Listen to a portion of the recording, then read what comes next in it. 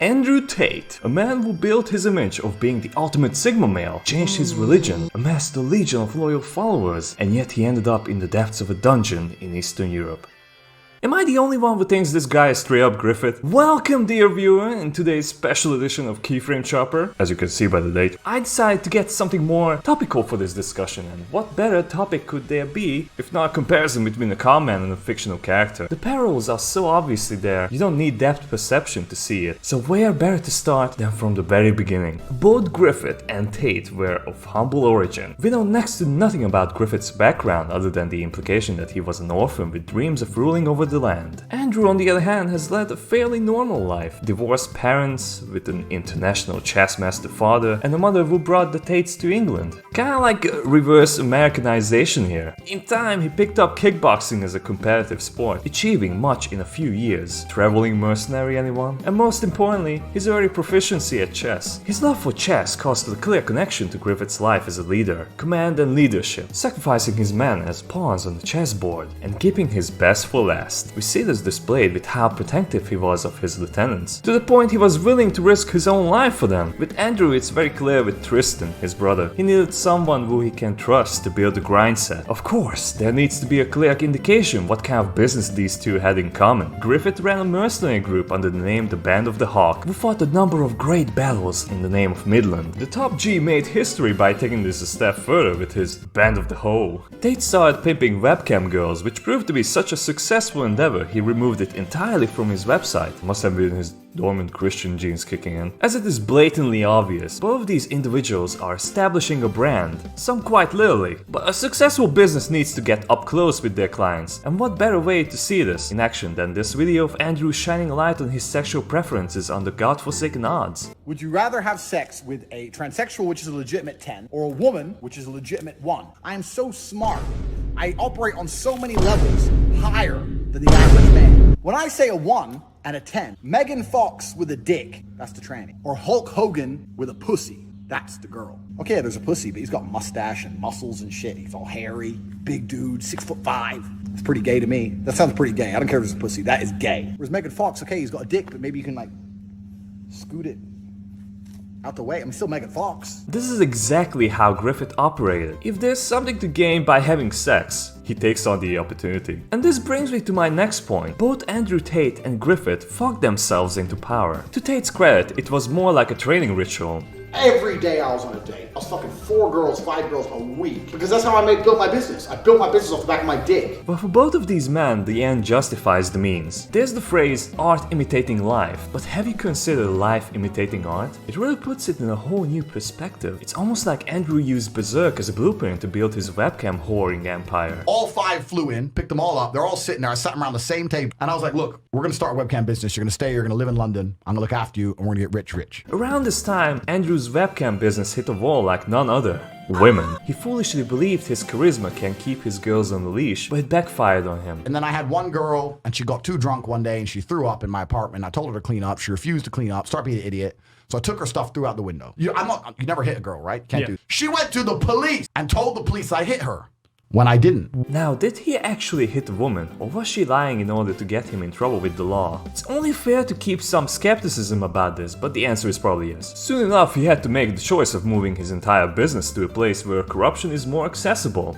Romania. For years his business prospered, recruiting more pimps, more pushers, began spreading messages of self-improvement, which to his credit were probably his most legitimate ways to gather fame. But while his influence grew, he couldn't help himself to hide his true self. At first it started with small acts like calling reading a meaningless endeavor, or just straight up shaming someone for not having enough funds for his kid's cancer treatment, and having his pyramid scheme shut down. Yet, it still didn't stop him from bouncing back. This is why your bottom bitch is so important, because your bottom bitch is going to be there from the beginning, and if you ever want to grow the business, you have to be having sex with other women. However, no matter how well he played his cards, on the peak of his career, the agents of the Matrix have dropped their secret weapon on him.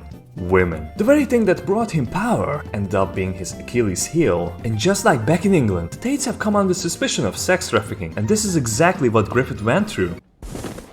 The moment he lost Guts, his most valuable asset, his whole world crumbled under him. And what was the first thing Griffith did to feel powerful again? Fuck a young, impressionable girl. Wow, that surely won't backfire and land him in the depths of a dungeon. Oh wait, it did. And that's where the man has lost everything. His freedom, his army, and his will. Andrew isn't quite there yet, but keep in mind Griffith spent a year in the dungeon, so only time will tell. Now, if you were following me this far, you might be asking the obvious question. If Andrew is Griffith, then who the heck is Guts? I'm glad you asked because I have the answer right here. Chad Warden. So baby, it's Chad.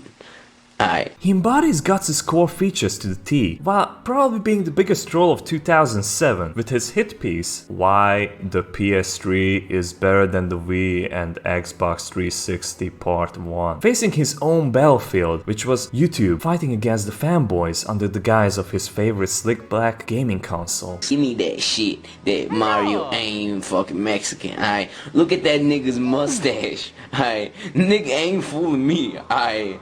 You know, he may be fooling La Migra shit, you know, trying to tell me he's Italian, but he ain't fooling Chadwood, alright? It's far-fetched kinda reaching? Wrong. He is exactly like Guts. He had spiky black hair. See like my hair over here, bitch? My hair? You like that shit? That shit is slick. Shit is black. And hid his true personality while operating under this alias. Niggas trying to talk about Halo. Man, they best rename that shit to Galo. His charming personality embodied all the things that could trigger a person in the current year. Everybody knows that girls can't do shit other than suck dick. But all that was only a facade. In reality, the man behind the Chad Warden persona was just a normal guy cracking jokes and trolling quite successfully. Just like how Guts put on a nihilistic character to avoid forming any new attachments, Chad did it to make fun of the outlandish fanboy antics of the time. Guts walked in a world of pain, one hopeless of ever changing, adapting into this heartless environment, while Chad did the same in his own way, in a world where a simple gaming console had led to religious battles between former friends, so he became the character to call attention to how ridiculous this looked. So what does any of this have to do with Tate? I don't know. I don't think that far, but it sounded really cool in my head. But more importantly, it's better to look into the future and make speculations. In Berserk, Griffith had a visit from Zod to give him a warning before the eclipse started. This is symbolically mirrored with Steven Seagal visiting Tate in Dubai, an angel of death if you will. He gave him punching wood to exercise, and some would leave it at that, but what if it's actually a catalyst device, equaling the powers of the Behelit? Nah, that would be his brother Tristan. I mean, the guy literally calls himself the Talisman, no wonder he keeps him around. But who will Andrew sacrifice once it's time for the eclipse? I don't know. What I know for sure is that he will be riding on top of Seagal's back to establish his own kingdom in Dubai called Cobra Kai. And his new army consisting of bottom bitches with Bugattis of all the colors of the rainbow that he has been keeping in the bag just like he told us in that video. Ignore the construction, I'm rebuilding my mansion. I had to construct a specific area for the Bugatti. Let's see, what else is there?